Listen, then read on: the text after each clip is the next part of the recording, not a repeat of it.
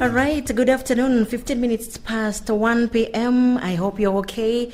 Welcome again in this amazing agricultural podcast. And today we're talking about climate and its impact on agriculture. My name is Jackie Opiyo.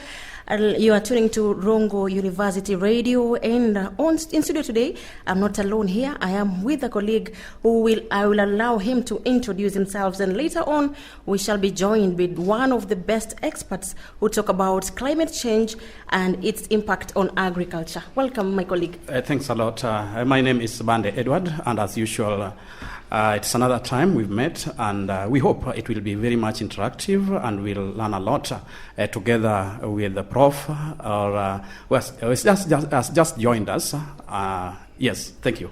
All right, Professor, karibu sana, welcome, and you can introduce yourself and tell us what you deal with.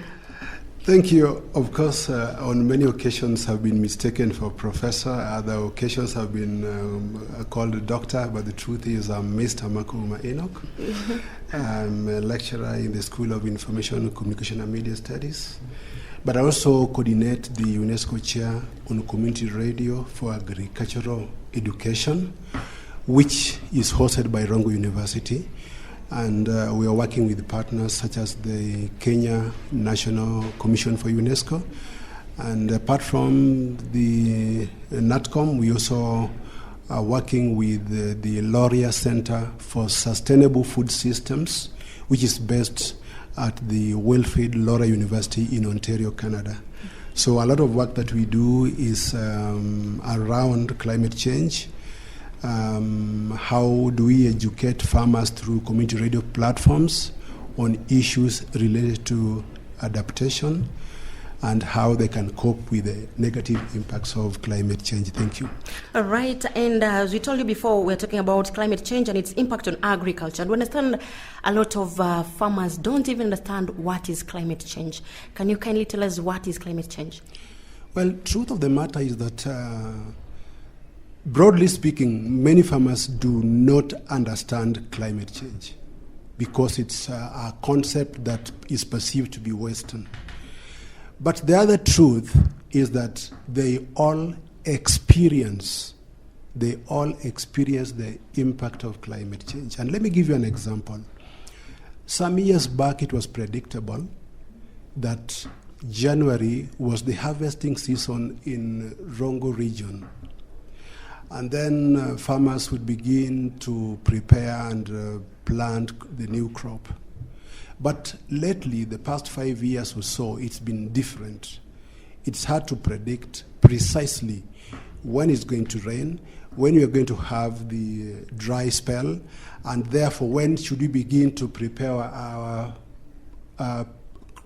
gardens for the next planting season. So that is one way through which farmers experience the impact of climate change, even if they do not really understand the concept, which is packaged a lot of times in scientific terms and is discussed in high-level, high-profile conferences and meetings. Thank you. Mr. Enoch, just the same way you put it, we experience it, but we don't know it. And you just mentioned that the talks about this particular topic is held in some high-level hotels and so on. In layman's language, because my grandmother, my brother outside there is struggling to understand in real sense, what are we talking about when we are talking about climate change or climate change? It is we experience it. It is talked about at that level, but that grandmother at the ground wishes to know, in real sense, what is this thing we are talking about? Basically, we are talking about a scenario which has been largely contributed to by human beings. That is you and I. Mm-hmm. Destruction of forests, destruction of natural ecosystems. That now leads to green gases emission into the atmosphere and therefore contribute to global warming and therefore leads to change in weather patterns in a manner that is not anticipated. So that in some occasions, we have a lot of flooding than we used to have or experienced previously. And on other occasions, we end up with a longer dry spell than we used to experience previously. And at times also, we have a mix of the two happening in different parts of the world. But again, this is easily confirmed by what we watch on television. A lot of times you are on television and you can see some part of the world there's a lot of floods. And the floods are destructive. Yes. And apart from being destructive, they also become disruptive. Disruptive means they disrupt or interfere with our normal modus operandi. If, for example, we are supposed to be planting crops, then floods happen. It means if we are just planted, we have to replant again. So you can see the level of disruption, and you can even also see the cost that comes along with that.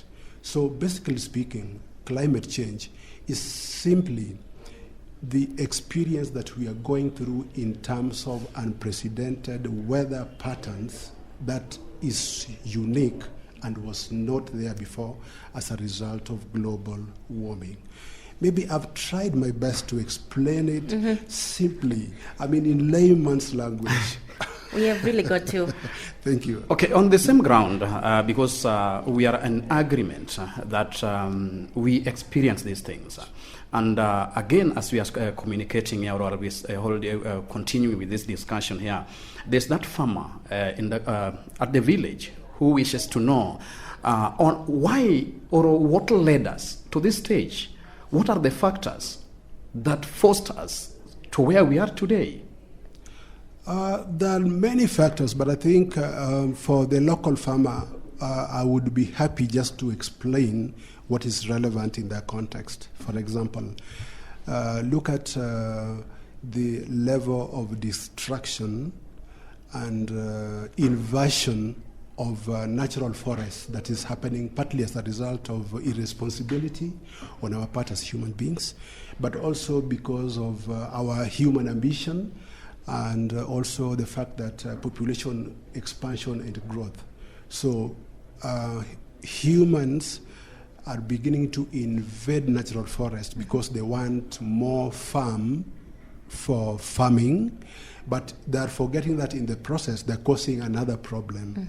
So I would prefer to explain this within the context of our locality so that someone understands easily. If I talk about melting ice in the Arctic, they don't know what that means. Sure. If we were to talk about the tornadoes in the Pacific Ocean, they might not understand that. Sure. But if you give them an example, cited instances of destruction of the Randenne forest, which is across here, or other natural watersheds that we have around here, then it becomes easier for them to understand.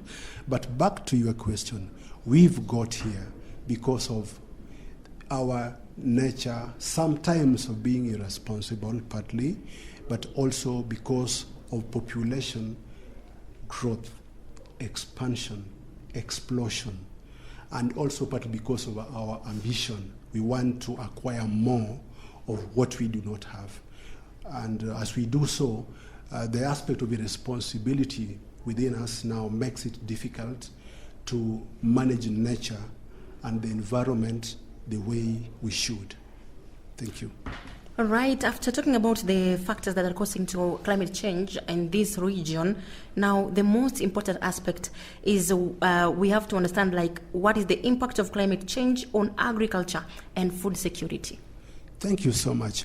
First and foremost, allow me to just elucidate a little on why food security is a big issue.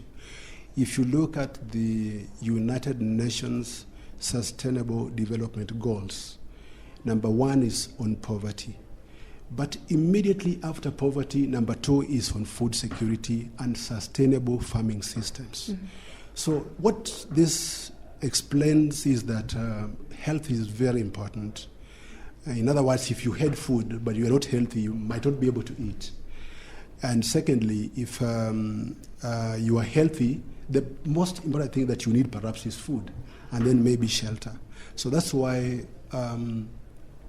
SDG number 2 ranks quite high on that list of United Nations Sustainable Development Goals.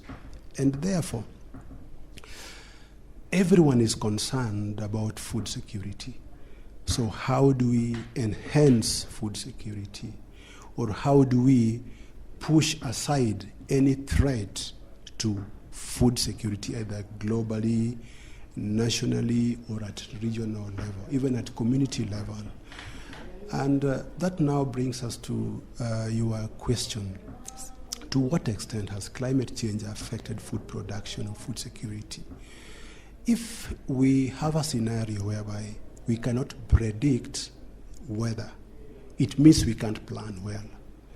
And it means when we thought we could plant, we might not plant. And when we thought we could harvest, we might not harvest.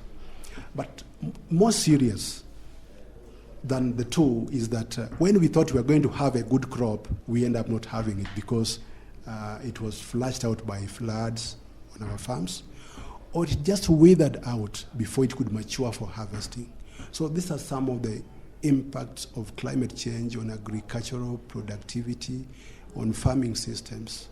And this becomes a real issue that now makes it a real concern for nations, for regions, for the international community. And if you could see the amount of money that is injected into climate change research, that just tells you how serious the matter is and how concerned the international community is about it. You just mentioned there that the issue at hand is that serious. And one may be tempted to ask who is the biggest victim of this whole scenario? My answer is straight and simple. The biggest victim is the poor person.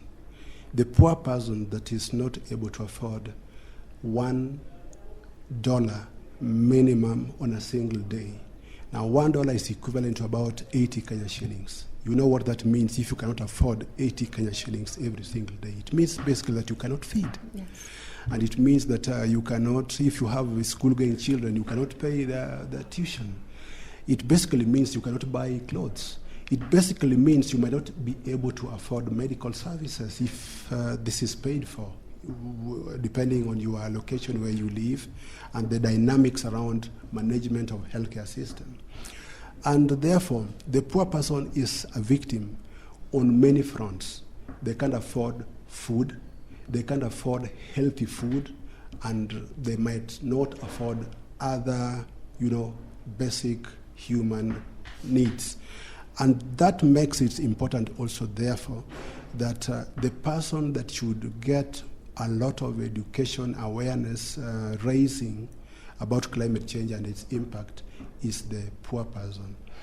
But again, we need to take into account that Kenya, for example, is largely agricultural. And agriculture constitutes a huge percentage contributes a huge percentage to our GDP. And up to 80% of Kenyans rely on small-scale farming, both for subsistence and for livelihood. So it means, therefore, that it's this category of people that are mostly affected and should be educated more on how they can adapt and how they can, which mechanisms they can use to impact to mitigate the negative impacts of climate change. Slightly there, you are just about to respond to my next question.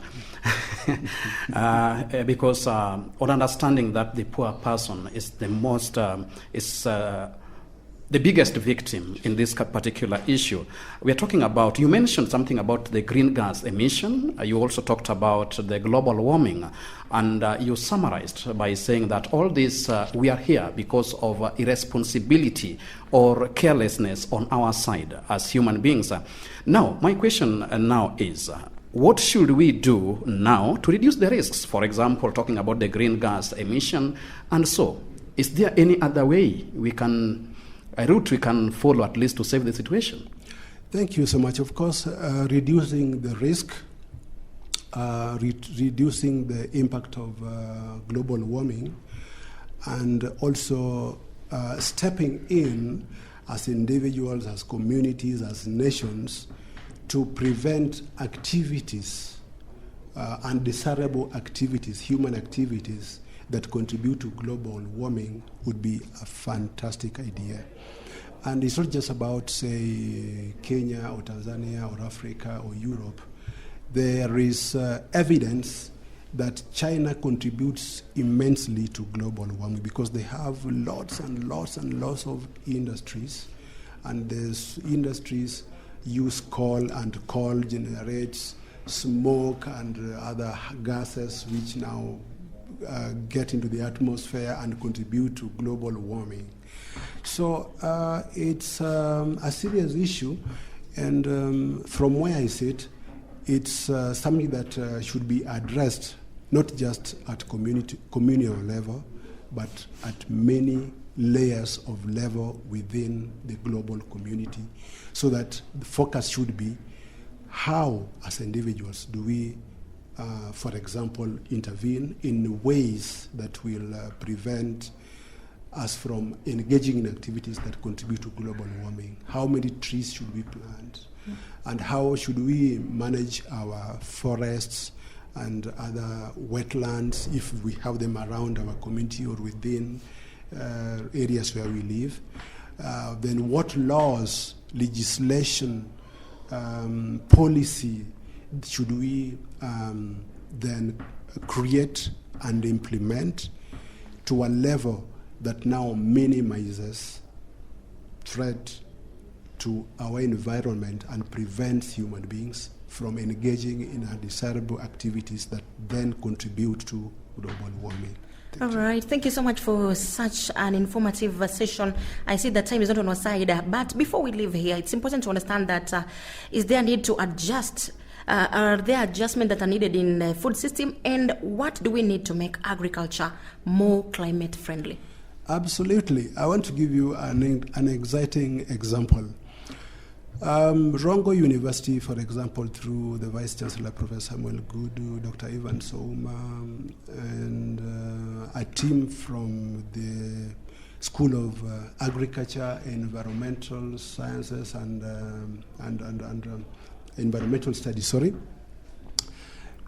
over years they have been involved in crop research, and the type of crop varieties that they've been able to develop through research are referred to as drought-resilient crop varieties. Mm-hmm. And I'm happy to report that we have the one that they call Nyadundo 1. I don't know whether it is about the height, and then they also have Nyadundo 2. These are two examples that I can authoritatively cite here as drought-resistant crop varieties. So one way of responding to impacts of climate change on agriculture is being smart. We refer to them generally as climate-smart farming technologies. And they could be in terms of crop varieties. They could be in terms of how we manage our farms. Do we mix crop? Like if you do maize and beans, might it work for you so that if at all maize fails, you have some beans? Mm-hmm. Or if at all beans fails, you have some maize? Or could we resort to more resilient crops like cassava, is very resilient. So should we grow more cassava than we do maize? Or should we talk to farmers, for example, that even though maize is very popular, I remember when I was growing up as a child, I could see many gardens or farms of sorghum. But lately it has changed. Even where you don't expect maize to grow very well, somebody insists they have to plant maize.